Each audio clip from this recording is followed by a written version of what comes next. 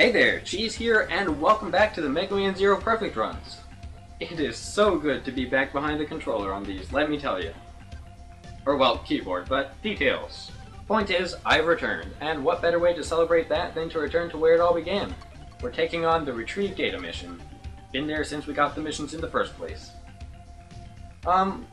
So it turns out we were a little hasty in rescuing CL back in the intro stage. Well, I mean, we succeeded. But we also left behind a whole bunch of information on Zero here from where he's left. And now that we've got a reputation for bashing things around, Neo Arcadia is more than happy to sift through it in search of a counter-strategy. We don't exactly need a stage full of death spikes in our future, so we kind of put this off. But better late than never, I suppose. Let's take care of this now.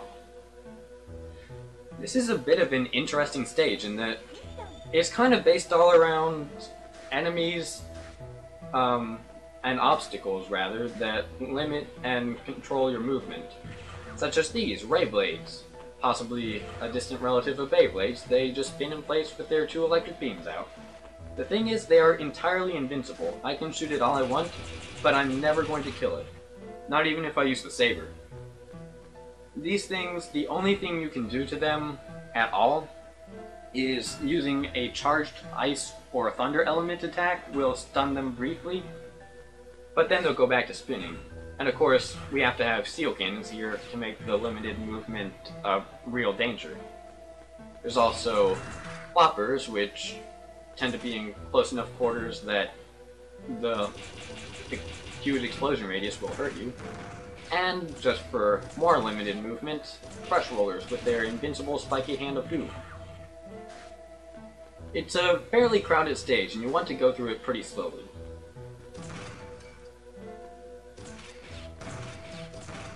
Also, a couple I said, there are supposed to only be 3 here, Secure Fighters left over from the intro stage. It's tempting to use that flopper and its explosion to take them all out, but jumping to hit the flopper in the first place tends to insert me directly into lightning, so in my experience, that it tends to be a better idea simply to take out the Secure Fighters the traditional way.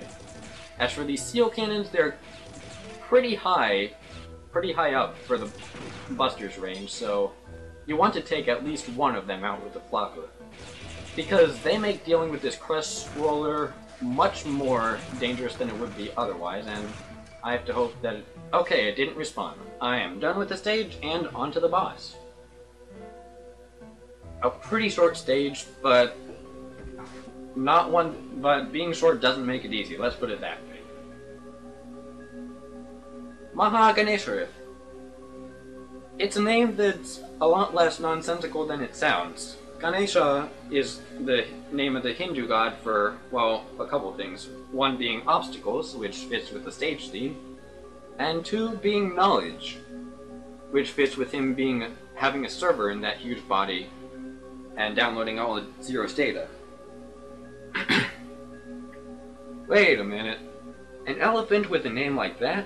This must be the fabled Indian elephant of Kanto mythology. Oh, of course I will do it. Maha, there is no way I'm passing up your Pokédex entry. You're a legendary. Like any good Pokemon, Maha has 4 attacks. This is his rarest, but he normally starts off the battle with it. He also can use Bone Meringue and Force Palm, both of which you just need to be far enough away from. His main threat is Rollout, and for that I like to leave him just at the side of the screen. It's enough of a threat that he's rolling, because your timing needs to be pretty precise to jump over him successfully. But he also leaves bombs everywhere. That's why I like to leave him at the side of the screen. And his EX attack, the Bone Meringue, messes with that because it drives you away. Whoop. Staying roughly in place or moving forward when he uses rollout tends to leave me in a good place to be free of the bombs.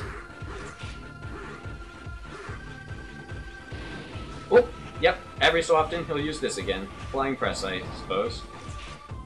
I don't know, that one doesn't really line up with any good Pokemon moves. Yeah, that was cutting it a little close.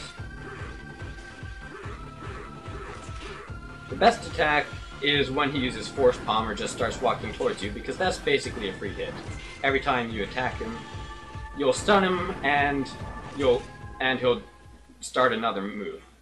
But with that final hit, Maha Ganeshariff is finally down. Not the easiest fight, let me tell you that. And we're not out of the woods quite yet, because the self-destruct sequence has been initiated, and this is a lot easier with the Saber than the Buster. Excuse me a moment.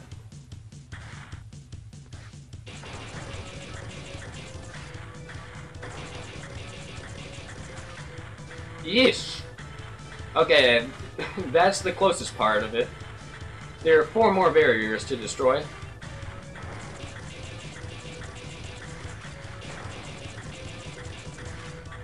I really don't want to mess up now. Yeah, okay, I'm through. Luckily all the enemies are gone. Fun fact, the mission ends once you get down here. If you start climbing back up, the enemies are back and like right away, and the Beyblades or Ray Blades can still kill you. So technically, you can fail the mission after it's completed. I did that once. It sent me back to after I killed the boss. Luckily, I wasn't that stupid during these attempts, and so I can safely move back to the base. And I get a 93. That's a pretty darn good score considering what I've been getting the last few missions. I'm satisfied. And 0 damage, as always. CL has analyzed the data, but sadly, since we kind of had to pull it from the shattered remains of an elephant, most of it is damaged and useless. The good news is we can restore some of it, and that some of it is information on Zero's weapons. If we go down to the lowest floor of the base, we'll get a new weapon to use, and I'll get into that in the extras, but for now, we just have, well, I suppose we'll get to that right after this song interlude, and then we'll have outtakes. See you then! I shot the sheriff, but I didn't shoot no deputy. Oh no, oh! I shot the sheriff, but I didn't shoot no deputy. Ooh, ooh, ooh. Well, that was fun. Time for extras. Instead of figuring out who's an option, we're going to go below decks. Down to floor 5, where Servo is sitting around in his little area here.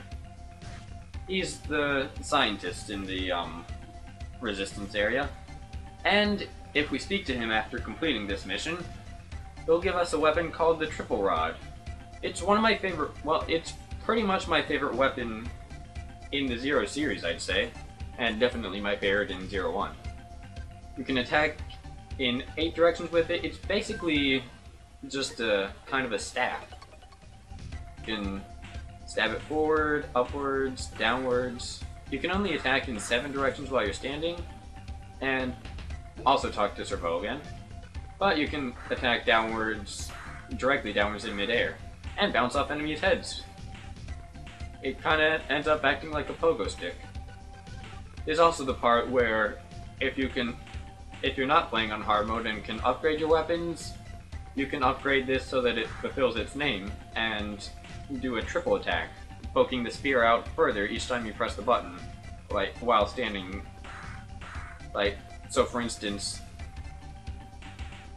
here we go, triple attack in any direction. Though it stops if you hit a wall. So yeah, and after that, there's even more. I'll skip ahead to that. Well, actually, no, it's right here. I thought I had to go do another mission, but no, I did that when I leveled it up. After you collect the mission, or after you collect the Triple Rod, clear a mission, then talk to Servo again. He'll say he has another weapon for you. He'll call it the Shield Boomerang, and That's basically what it is. I didn't actually equip it there. Let's equip it. You just hold it in front of you, and any enemy attack that, any of the basic enemy pellets that look kind of like your pellets, except spinnier, they'll be reflected from wherever they came from and do damage to enemies if they hit this shield. And you don't have to level this weapon up to charge it. Once you've charged it, let go and it'll act like a boomerang. It's actually quite powerful. And you can kind of have it chase you around. In hard mode, since you can't level up your weapons, this is the only weapon that can do a charged attack, which means it's the only weapon that can use elemental powers. So it can be rather beneficial to take on the retrieve data mission fairly early on. Anyway, that's it for the extras. On to the outtakes. Enjoy!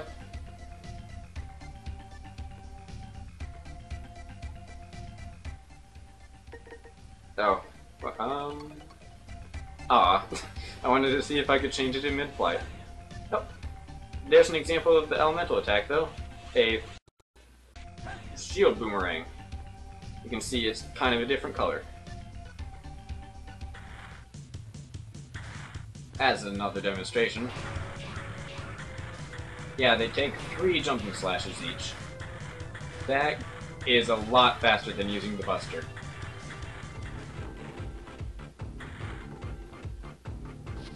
So yeah, here's a nice revenge tactic. I love the triple rod so much. Limits our movement. It's all about being careful in this stage. Because there's a lot going on, especially... Oh, you respawn This isn't the same place, is it? Dang it! Again.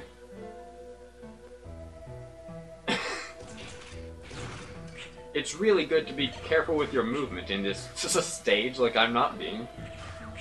Oh, goodness. Also, a couple secure piters left hanging from the rafters here and there. Oh dear.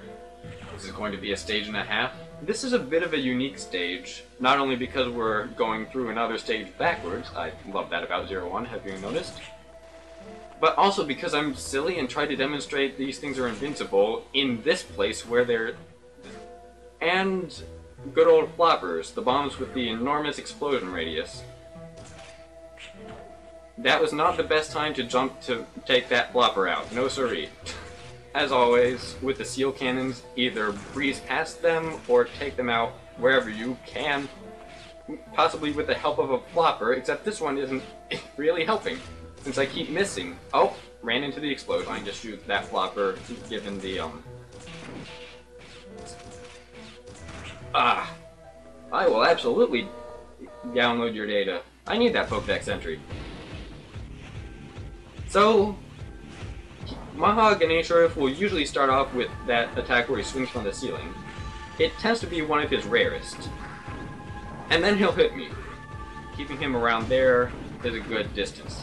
His EX attack just hit me. Every time I've tried that, I've hit my head on the ray blade directly above. And that's just a difficult obstacle. And one last obstacle.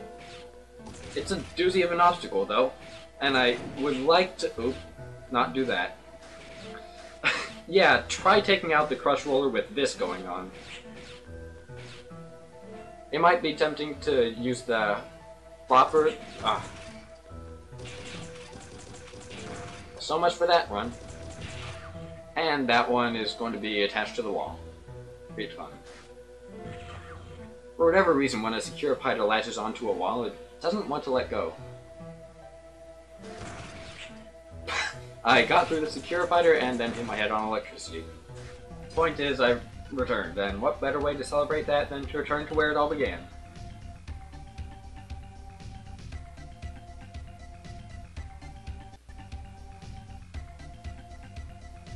Who's a mission? Boomerang, with which he throws his tusk, and rollout. Whoa! And he almost got me with the bomb. Boomerang, dang it, is his X attack, and it will move you out of your safe spot. For some reason, I tend to find that a normal jump instead of a dash jump helps. But one way or the other, it's still tricky. Well, hey, the stage was short, so why waste time? Let's get straight to the analysis.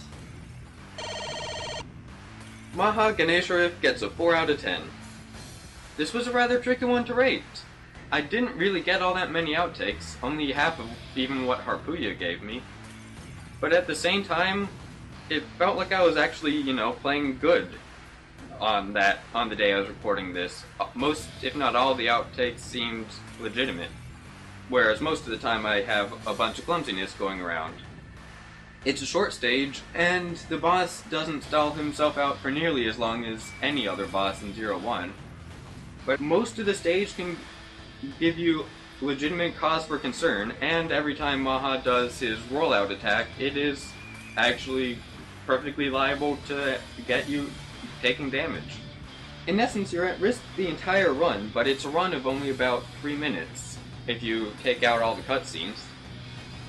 On the whole, this was just another of those stages that I really enjoyed, where it was all well balanced and there was not one particular thing that was giving me more problems than anything else. That's one of those things that just makes a perfect run really feel invigorating to me. Anyway, with Maha out of the way, we're down to our last couple of missions. I hope you're looking forward to them just as much as I am. Until then, this has been Cheese. See you later.